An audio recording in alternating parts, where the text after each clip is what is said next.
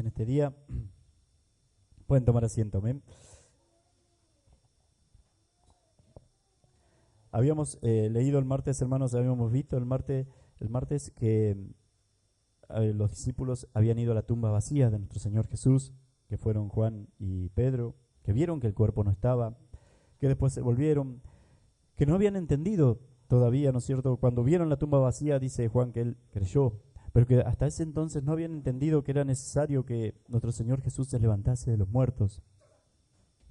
Y dice la Biblia que volvieron a donde estaban los discípulos. Y después, seguramente, hermanos, ustedes se pueden imaginar cómo estarían ellos, ¿no es cierto? Entre creyendo, otros pensando que se habían robado el cuerpo, otros, no sé, podemos ponernos un poquito en su lugar y han sido momentos impresionantes esos, amén.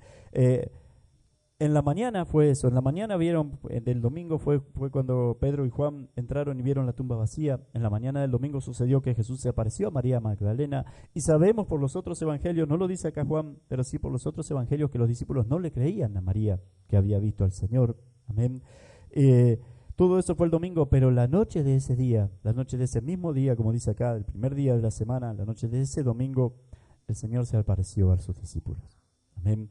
Dice que cuando llegó la noche de aquel día, de aquel mismo día, el primero de la semana, estando las puertas cerradas en el lugar donde los discípulos estaban reunidos por miedo de los judíos, vino Jesús y puesto en medio les dijo, paz a vosotros.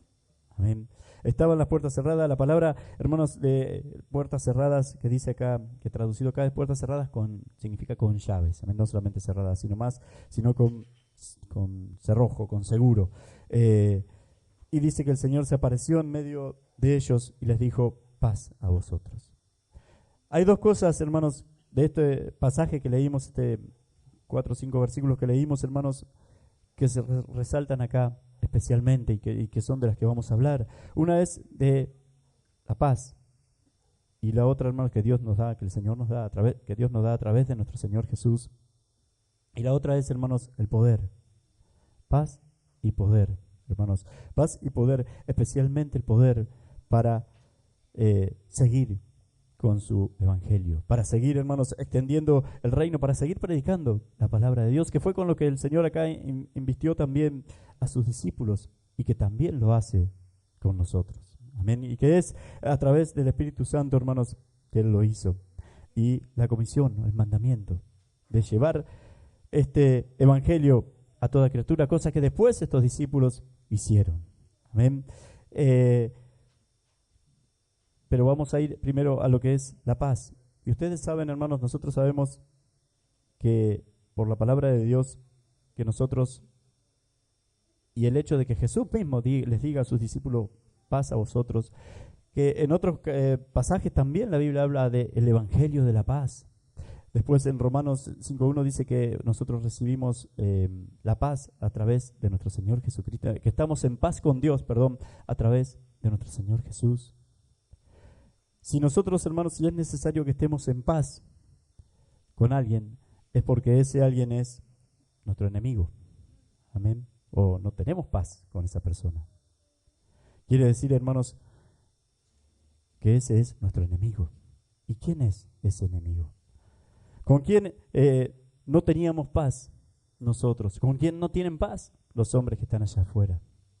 ¿Es con el diablo? No. ¿Es con el pecado? No. Los hombres les gusta el pecado, no tienen paz con el pecado, se regocijan en el pecado. ¿Es con Dios? Sí. El enemigo del hombre, hermanos, es Dios. Mientras el hombre siga en pecado, es Dios. Dice la Biblia, hermanos, que allá también en Corintios 5.19, 2 Corintios 5.19, que Dios estaba en Cristo reconciliando consigo al mundo. Dios estaba en Cristo, hermanos, reconciliándolo a usted, reconciliándonos a nosotros, consigo mismo. Amén. Porque, hermanos, con quien necesitamos tener paz, con quien necesitamos estar bien, con quien necesitan los hombres estar bien, es con Dios. Amén. Quien envía a los hombres al infierno no es el diablo, es Dios. El juez es Dios. No es el diablo, no es el pecado, es Dios.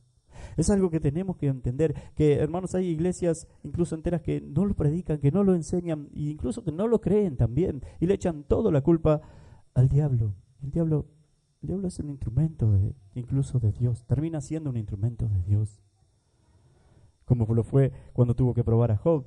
El diablo, hermanos, tiene los días contados acá, ya ha sido vencido en la cruz. Pero, hermanos, con quien nosotros debemos tener paz, con quien nosotros estamos siendo reconciliados, fuimos reconciliados por medio de la cruz, fue con nuestro Señor, con nuestro Dios. Amén. Con quien nosotros fuimos reconciliados por medio de nuestro Señor Jesucristo fue con Dios. Por eso, hermanos, cuando el Señor entra acá y le dice paz a vosotros, que es como un saludo, pero además es más que un saludo, hermanos. Es cuando les hubo dicho esto, dice, apenas les dijo paz a vosotros, hermanos, les mostró las manos y el costado, y los discípulos se regocijaron viendo al Señor.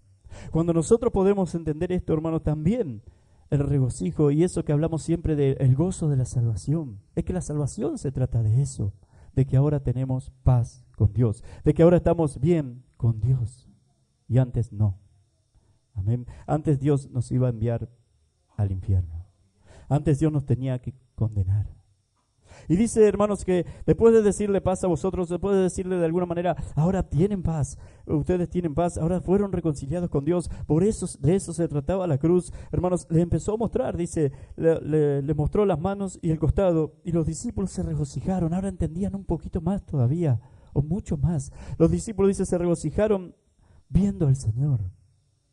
Y es algo que también debe suceder con nosotros cuando podemos entender a través de la palabra de Dios, hermanos, lo que el Señor hizo por nosotros. Cuando podemos ver al Señor en su palabra. Porque nosotros, como, bueno, va a ser el martes, pero termina este pasaje diciéndole Jesús a Tomás, bienaventurados los que no vieron y creyeron. Amén. Hermanos, cuando nosotros podemos ver con esos ojos de la fe a nuestro Señor Jesús, y eso solamente se logra a través de su palabra. Por eso la importancia de conocerla. Por eso, hermanos, la importancia de poder meternos bien profundo, bien adentro de la palabra de Dios. Y eso hace que nos deleitemos en ella, como decía, por ejemplo, la alabanza. Y eso hace, hermanos, lo que ocurrió con los discípulos, que se regocijaron. Apenas pudieron entender que ahora tenían paz con Dios, que ahora sus pecados habían sido perdonados, hermanos. Dice que hubo regocijo en ellos. ¿Qué pasaba? ¿Y de qué se trata esto? ¿O por qué esto de que el Señor le mostró que había... ¿Qué era lo que le estaba mostrando el Señor o qué era lo que le quería decir nuestro Señor Jesús cuando le mostraba las manos y los pies? Además de que era Él, ¿no es cierto? Que se trataba de Él. Pero en sí, ¿qué le quería decir a sus discípulos? ¿Qué duda les quería sacar? Que Él había resucitado, que se trataba de Él. Amén. Resucité. ¿Y qué significa eso? ¿Qué significa, hermanos, para nosotros hoy? Y esto que vamos a hablar ahora es importantísimo que lo entendamos bien. ¿Qué significa esto, hermanos? Que Él ha resucitado. ¿Qué pasaba si no resucitaba? ¿Qué pasaba si el Señor lo colgaban en la cruz y no resucitaba? ¿Qué iba a significar eso? Que Dios no había aceptado la ofrenda. Que Dios no lo había aceptado. Entonces, ¿qué significaba?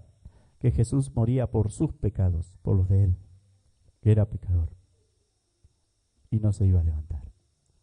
Pero ¿qué significa? Que sí se levantó. ¿Qué significa, hermanos? Que sí resucitó nuestro Señor Jesús, que Él no tenía pecado.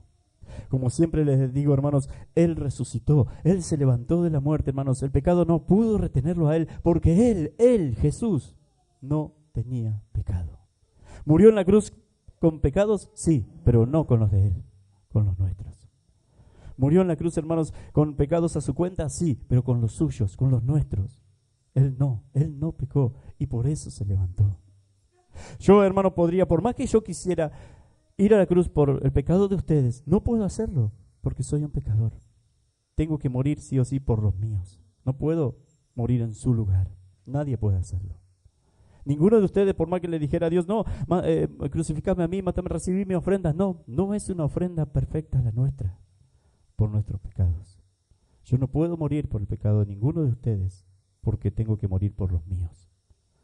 Pero en el caso de nuestro Señor Jesús, como Él sí era perfecto, como no había pecado en Él, aunque el diablo trató de hacerlo caer, y ahí estaba, hermanos, el interés especial del enemigo, hermanos, como el diablo, como no había pecado en Él, Él se levantó. Entonces, hermano, Él resucitó. Entonces, la resurrección de nuestro Señor Jesús, el hecho de que se había levantado, lo que significaba, hermanos, ese momento en que Jesús le estaba diciendo, me levanté, resucité, y que hacía que los discípulos se regocijaran en Él, hermanos, lo que significaba era que Dios había aceptado la ofrenda y ahora había perdón para los hombres. Perdón para todos los hombres que, hermanos, a los que Él le había cargado el pecado. Ahora había perdón de Dios para los hombres. Ahora podían acercarse, hermanos, a Dios libremente por lo que nuestro Señor Jesús hizo en la cruz. La resurrección, hermanos, es la prueba de que Dios aceptó la ofrenda. Si Cristo no se levantaba, hermanos, si Dios no aceptaba la ofrenda, Cristo iba a seguir muerto. No se podía levantar porque había muerto por sus pecados. O sea, significaba que Él había pecado y la paga del pecado es la muerte. Entonces, si Cristo había pecado, tenía que morir y no levantarse. Pero Cristo, hermanos, murió y se levantó. Significa que Él, por Él mismo, por eso siempre la resurrección, les digo, la resurrección fue, hermanos, por Él. ¿Murió cargando nuestros pecados? Sí, pero resucitó porque Él, Cristo, no tenía pecado. Amén, porque Él, la persona de Jesucristo, no había pecado. Porque no había pecado en Él. Amén. El hecho, hermanos, por eso el regocijo de los discípulos, además de que los veían, hermanos, el hecho de que Él ahora estaban entendiendo todo, el hecho de que Él se había levantado significaba que Dios había aceptado la ofrenda. La prueba, y se los repito de vuelta, perdone que les insista de vuelta en esto, hermanos, pero es para que ustedes lo entiendan bien, la prueba de que Él, hermanos, de que la ofrenda no era aceptada, iba a ser que Cristo no se levantara. Pero Cristo se levantó. La ofrenda fue aceptada. Dios, hermanos, ya no está enojado con los pecadores, con sus hijos que están en pecado. Ahora hay perdón para ellos. Amén. Está enojado, sí, con los pecadores, hermanos, que no son sus hijos, dice la palabra de Dios. Pero ahora a los suyos, dice allá en Romanos 5, hermanos, a los que son de Él, y Dios sabe quiénes son, nosotros no, pero Dios sí, a pesar de los pecados y por lo que Cristo hizo en la cruz, a pesar de los pecados, Él los ama y Él los va a rescatar. Amén. Eso significa, hermanos, que tenemos paz con Dios. Que Cristo se haya levantado, que Cristo haya muerto y haya resucitado por cada uno de nosotros, hermanos, nos ha traído la paz para con Dios. Eso debería ser en cada uno de nosotros un motivo, hermanos, cada vez que se acuerda de eso, cada vez que puede meditar en eso, hermanos, que eso también es importante, que meditemos siempre en la palabra de Dios. Meditar es más que leerla, leerla es, y es incluso, es un agregado más a estudiarla. Si bien meditarla es también estudiarla, hermanos, es pensar en eso, es pensar qué hubiese pasado si las cosas no hubiesen sido así, qué hubiese pasado si Jesús no se levantaba, ¿qué significa esto de que se levantó? Poder meditar siempre en la palabra de Dios, no solamente leerla para cumplir, eso está mal, leerla para aprender, eso está bien, pero leerla y meditar en ella también. Amén. Eso significa, hermanos, que el hombre tiene paz para con Dios. Ahora fuimos reconciliados, hermanos, fuimos reconciliados por medio de nuestro Señor Jesucristo con Dios. Ahora hay salvación para nosotros y ahora hay paz para los hombres. Amén. Hay paz para los hombres que creen en Él, que le buscan, que son sus hijos. Es uno de los primeros, de las primeras características de un verdadero hijo de Dios. Tiene paz. No solamente porque tener paz con Dios, hermanos, implica tener paz con los hombres. Jesús dice ya también en San Juan 14, que lo vimos, mi paz os dejo, mi paz os doy, y no es como el mundo la da.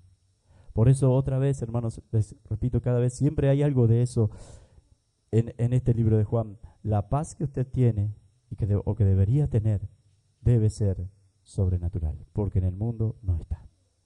Porque fuera de la iglesia, porque fuera de la palabra de Dios no está. El otro día hablábamos del amor sobrenatural que en el mundo no está. Pero la Biblia dice que entre los discípulos debe estar el amor. Hermanos, dice que el amor de Dios ha sido derramado en nosotros por el Espíritu Santo de Dios.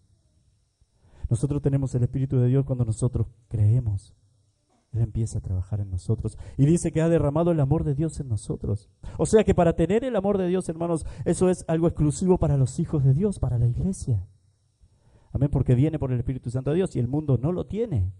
Entonces, ¿dónde está el amor sobrenatural que el mundo no conoce en los hijos de Dios? Acá debe estar. La paz sobrenatural, hermanos, que el mundo no tiene, que la da Jesús, ¿dónde está? En el mundo no la va a encontrar. Acá la tienen que encontrar. En cada uno de nosotros. No importa la circunstancia, no importa lo que esté ocurriendo con nosotros, hermanos, esa paz debería estar. Esa paz en medio de la tormenta, esa paz, hermanos, única, esa paz que la pueden entender solamente los hijos de Dios, esa paz sobrenatural. Esa paz que hizo que todos estos hombres después dieran su vida, hermanos, y la dieran con paz, justamente las dieran contentos. Estaban, dice la palabra de Dios allá en el libro de los Hechos, estaban contentos de recibir persecución por causa del nombre del Señor. Después terminaron dando su vida todos ellos. Todos ellos murieron, hermano, menos Juan, justamente, todos murieron jóvenes, antes del tiempo de la vida. Pero murieron contentos, padeciendo, hermanos, por llevar el Evangelio, por llevar la palabra de Dios. Por eso les decía, hermanos, amor y paz sobrenatural. Hermanos, los atributos de Dios, que bondad sobrenatural. Bondad, hermanos, que viene de Dios, que en el mundo no la va a encontrar. Yo conozco, ustedes conocen muchísima gente buena, pero muy buena en el mundo, pero esa bondad es, hermanos, no tiene ni para empezar con la bondad que viene de Dios y que los hijos de Dios deberían tenerla. Deberíamos tenerla. Y que tenemos que buscarla también. Amén. Hermanos, todo esto vino a nosotros. Por eso la importancia de la cruz y la resurrección de nuestro Señor Jesús. Cuando digo a la cruz, hermanos, es todo, implica la resurrección también. Hermanos, por eso la importancia de la cruz. Y hoy no se predica, hoy están todos predicando, hermanos, y el centro es el hombre, que Dios te va a ayudar, que Dios te va a dar esto, que te vas a levantar, que vas a ver, bueno, vas a estar allá arriba, y todo eso. No, eso no es el Evangelio. El Evangelio, hermanos, lo va a humillar al hombre, no lo va a exaltar, lo va a humillar. El hombre debe vivir, hermanos, humillado delante de Dios. No se puede predicar exaltación al hombre, que el hombre es el centro de todo. Si usted busca esas predicaciones, revise su corazón, porque está mal. Una persona busca predicación, hermanos, que se predique la verdadera palabra de Dios. Y la palabra de Dios lo que hace es humillarlo a usted. Es decirle que nada puede hacer, que iba a condenación, que estaba enemistado con Dios y que Dios lo ha perdonado. Es mostrarle la cruz. Hermanos, una persona que no sabe la esencia y lo que sucedió en la cruz y lo que significa la cruz, todavía dudo mucho de que sea un verdadero cristiano. Debe saberlo, o debe estar empezando a saberlo por lo menos, que eso también es bueno. Toda la palabra de Dios se trata de Dios, no de nosotros. Nosotros estábamos enemistados, nosotros estábamos muertos en delitos y pecados, nosotros nos gustaba el pecado, hermanos, y el hecho de buscar ahora en la palabra de Dios que ella nos exalte, significa que todavía estamos muertos en pecado, porque nos gusta ser exaltados a nosotros, porque nos gusta que todo nos vaya bien a nosotros, hermanos, porque queremos ser puestos allá arriba, y eso no es de Dios, y eso no es, hermanos, porque queremos que se levante nuestro orgullo y que todos los demás vean que Dios hizo algo conmigo, pero no para la gloria de Dios precisamente, hermanos. Y hay muchos que predican así. Cuídese de esos predicadores, cuídese mucho de eso. Amén. Incluso nosotros revisamos hasta las alabanzas, porque hay muchas alabanzas que son así, que exaltan al hombre y no a Dios. Alaban al hombre, hermanos, y se trata siempre de lo que Dios va a hacer conmigo. Y no es eso el Evangelio tampoco. Hermanos, no se trata de lo que Dios va a hacer conmigo, no porque me sacó de acá, porque que es verdad eso, ¿no es cierto? Pero ahora me puso allá y ahora estoy allá y siempre todo gira en eso, y no es así. El centro y el importante, el protagonista de esta historia es Dios. Y nosotros, hermanos, humillados delante de Él. Esos son los hombres que tienen paz para con Dios. Esos son los hombres que han entendido lo que significa, hermanos, la resurrección de nuestro Señor Jesús. Y recuérdelo bien, hermanos, porque ahora paso a la otra parte. Recuérdelo bien, hermanos, el hecho de que Cristo resucitó significa que la ofrenda fue aceptada y que ahora hay perdón para nosotros. Si Él no se hubiese levantado, significaba, hermanos, que la ofrenda no había sido aceptada. Entonces Jesús moría como cualquiera de nosotros, por sus propios pecados. Pero el hecho, hermanos, y lo importante acá es que Él no tenía pecado. La muerte no pudo con Él. Hablando ahora de Cristo, sí murió cargando nuestros pecados. Se les imputó, se le acusó por nuestros pecados. Pero hermanos, la muerte no pudo con Él. No pudo con Él porque no tenía pecado. La paga del pecado es la muerte. Si no hay pecado, no hay muerte. Por eso ahora, hermanos, nosotros, por lo que Cristo hizo en la cruz con nosotros, y como siempre les digo, ahora el pecado está muriendo en nosotros. Ahora, hermanos, delante de Dios, y por lo que Cristo hizo y por la justicia de Cristo imputada ahora a nosotros, es que no hay condenación para nosotros, es que no hay muerte para nosotros. Podemos saber que un día vamos a resucitar. Y podemos ver también en cada uno de nosotros, hermanos, que paulatinamente el pecado va muriendo en nosotros. Se va siendo quitado de nosotros y eso es buenísimo. Eso es la evidencia de que usted es un hijo de Dios verdadero. Amén. Un hijo de Dios verdadero. Por eso, hermanos, en esta santificación, en esta toda nuestra vida, se trata de que el pecado vaya muriendo en nosotros. Y si eso sucede, hermanos, un día vamos a resucitar, dice la palabra de Dios, en gloria. Y ya la presencia del pecado no va a estar en nosotros. Y eso significa entonces que no hay muerte para nosotros. Amén. Desde ese momento y por la eternidad ya no volvemos a morir. Por lo que Cristo hizo en la cruz por nosotros. Porque la ofrenda fue aceptada. Amén. Porque Él no pecó. Ahora para Dios nosotros somos justos y santos. Y además realmente estamos de camino a eso. Cosa eso, hermanos, se va a cumplir realmente en la glorificación. Ojalá esto también lo podamos entender todo y perdonen que a veces lo repita, pero es importantísimo. Se dan cuenta de lo que se trata la salvación y cómo empezó, podemos decir, con la muerte en la cruz y la resurrección de nuestro Señor Jesús. Y así como Él, hermanos, que fue sin pecado y por eso venció la muerte y resucitó, también nosotros, hermanos, por causa de Él, ahora nosotros somos, el pecado ya muere en nosotros. Primero, hermanos, Dios nos considera justos, después realmente el pecado va muriendo en nosotros y después, hermanos, la glorificación del pecado no está en nosotros y a partir de ahí ya no hay muerte para nosotros. Hermanos, es importante que todas estas cosas las podamos ver. Después hay algo más, también, además de la paz, además de entender esto, que la ofrenda había sido aceptada, que nuestro Señor Jesús se había levantado. Dice que Jesús les dijo otra vez, paz a vosotros. Dice, como me envió el Padre, así también yo os envío. Y habiendo dicho esto, sopló y les dijo, recibid el Espíritu Santo.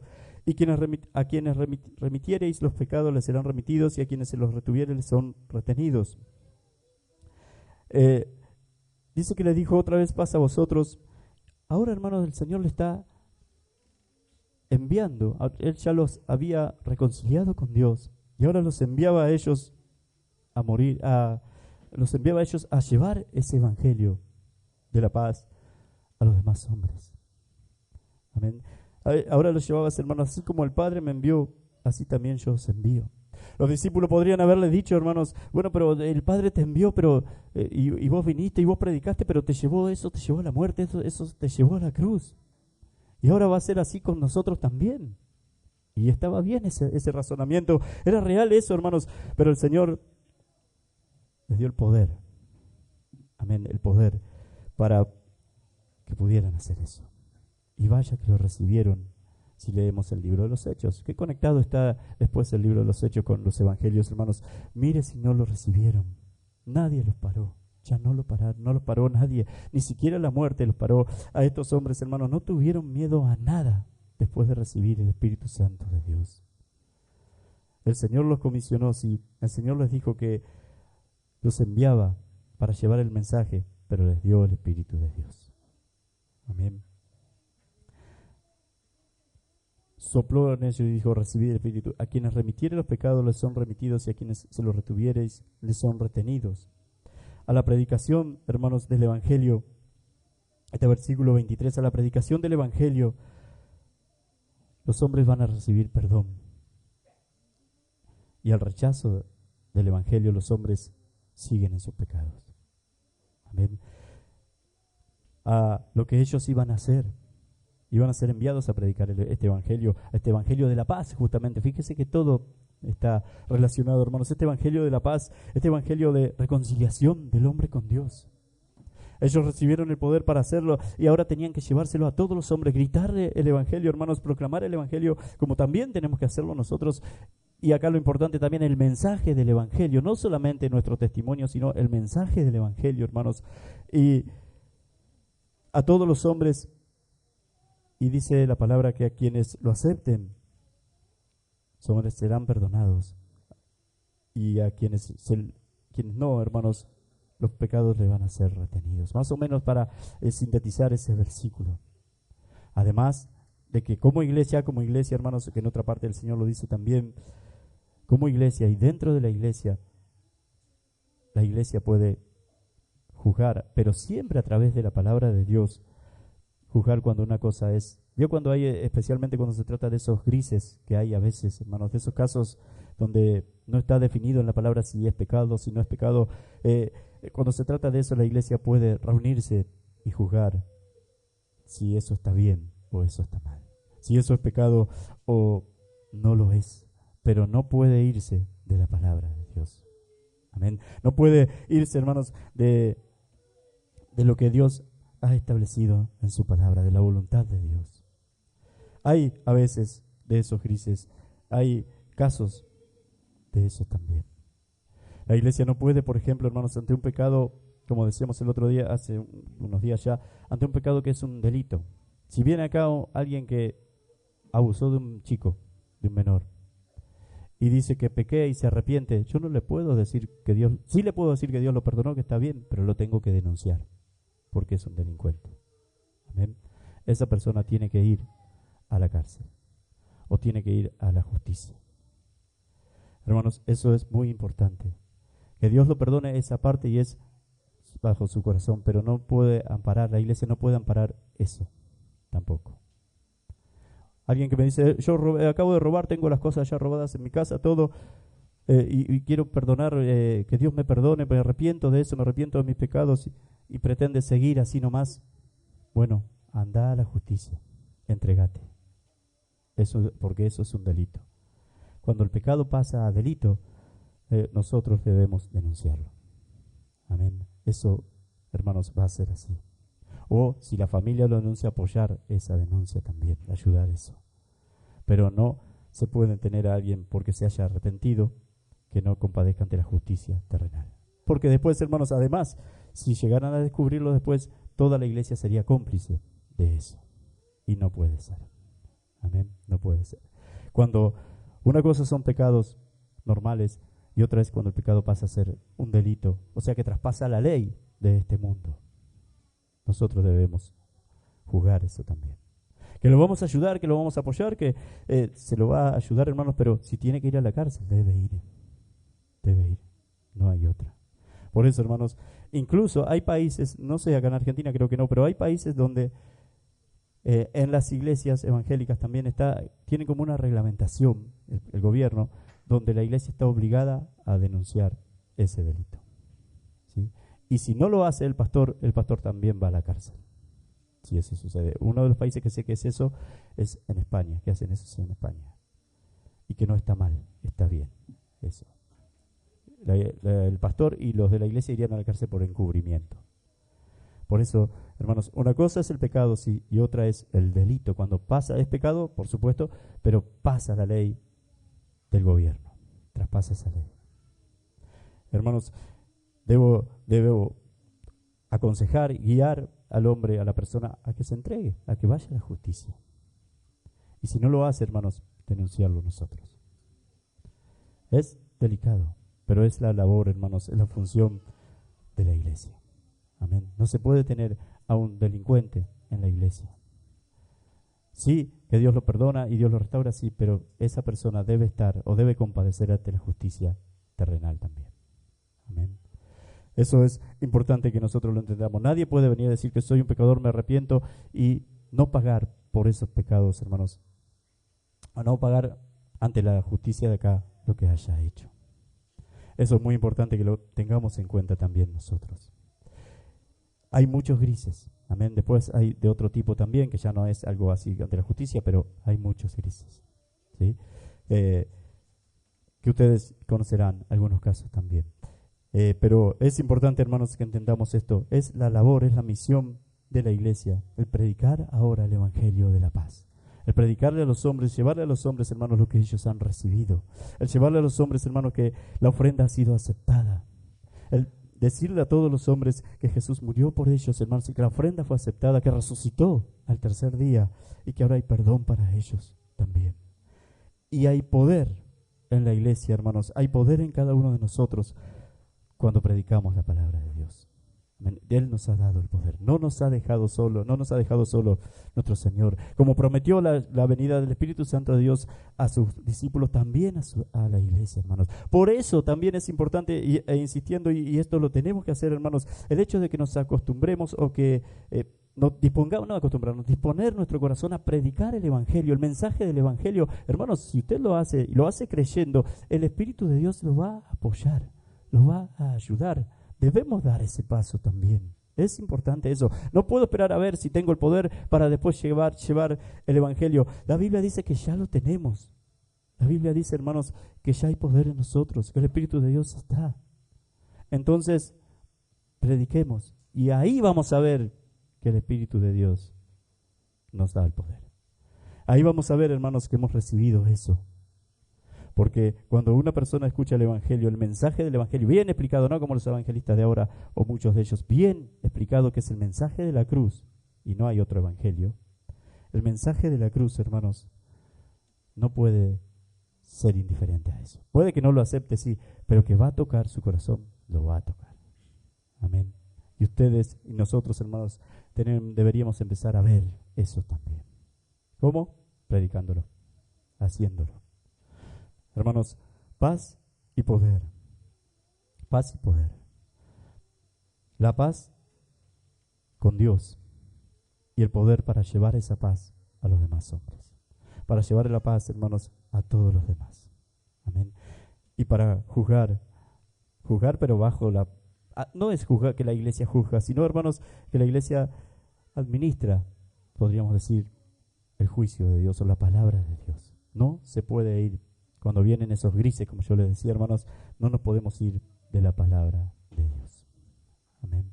Si bien no está explícito que esto debe ser así ante ese pecado, pero como es el caso del recasamiento, aunque está bastante explícito en la Biblia, pero no es del todo claro, bueno, la iglesia debe juzgar. Amén. Pero eso sería otro tema, hermanos, pero de eso se trata, hermanos. Dios nos ha dado el poder. Y cuando dice poder, está también, hermanos, implícito ahí la sabiduría para hacer ese juicio. Amén. La sabiduría para llevar a cabo ese juicio, para determinar cuando algo es pecado y no lo es, para determinar cuando una persona está dando frutos de arrepentimiento y cuando no. Realmente, para determinar cuando una persona puede ser ministro y cuando no. También. Todas esas cosas, hermanos, hemos recibido por el poder del Espíritu de Dios. Hemos recibido porque Cristo se levantó de los muertos. Amén. Porque Él no pecó. Mire todas las implicancias, y hay mucho más, todas las implicancias que tiene la resurrección, o el hecho de que Cristo se haya mantenido santo, puro, limpio, en todo momento. Dios les esté bendiciendo mucho, hermanos, en este día. Dios les bendiga mucho, hermanos, y que el Señor nos ayude a poner por obra la palabra de Dios. Por supuesto que hay, hermanos, casos muy, muy delicados también. Amén. Que pueden suceder en la iglesia, que ojalá que no pasen acá, pero hay casos muy delicados donde a veces es necesario también hablar con la familia, llega y, bueno, acompañar, a veces nos puede tocar acompañar una denuncia, o si la familia no quiere, pero hablar con ellos. Y todo eso, hermanos, son cosas muy delicadas. No es algo así nomás el estar al frente de una iglesia. Amén. No es algo así nomás ser ministro, no solamente por mí, sino por los que vayan a ser ministros después. Hay cosas muy serias y se juega mucho. Amén. Se juega mucho en las decisiones que tenemos que tomar nosotros. Se puede jugar la libertad de una persona, se puede jugar el juicio de los demás ante esa persona también, de acuerdo a las decisiones que nosotros tenemos. Amén. O que puedan partir de la decisión. Si la iglesia lo echó por pecador y todos los demás, la familia sabiéndolo, pero que hizo, mirá lo que es. La iglesia lo denunció porque hizo algo y todos lo van a saber también. Son muchas cosas y muy serias y delicadas. Pero dice la Biblia que hemos recibido el poder, incluida sabiduría, para hacer todo eso. Por eso, hermanos, es necesario que estemos en oración, que estemos muy atentos y que sea muy importante la iglesia para nosotros. Amén. Muy importante. Dios les esté bendiciendo mucho, hermanos, en este día. Y vamos a orar para que el Señor nos ayude, agradeciéndole por lo que Él ha hecho por nosotros. Quiero que entiendan bien especialmente lo de la parte, hermanos, de que por qué la ofrenda fue aceptada. Amén. Eso lo tenemos que saber. Eso va a hacer que amemos mucho más a nuestro Señor Jesús. Si lo podemos ver, no puede no amar a Cristo. Amén. Debería, a partir de hoy, vamos a suponer que alguno de ustedes, yo creo que todos más o menos lo entendían, pero alguno de ustedes no lo entendía y a partir de hoy lo entiende, no puede ser la misma persona. Y menos en su devoción por Cristo. No puede ser igual. Amén. Dios les esté bendiciendo, hermanos.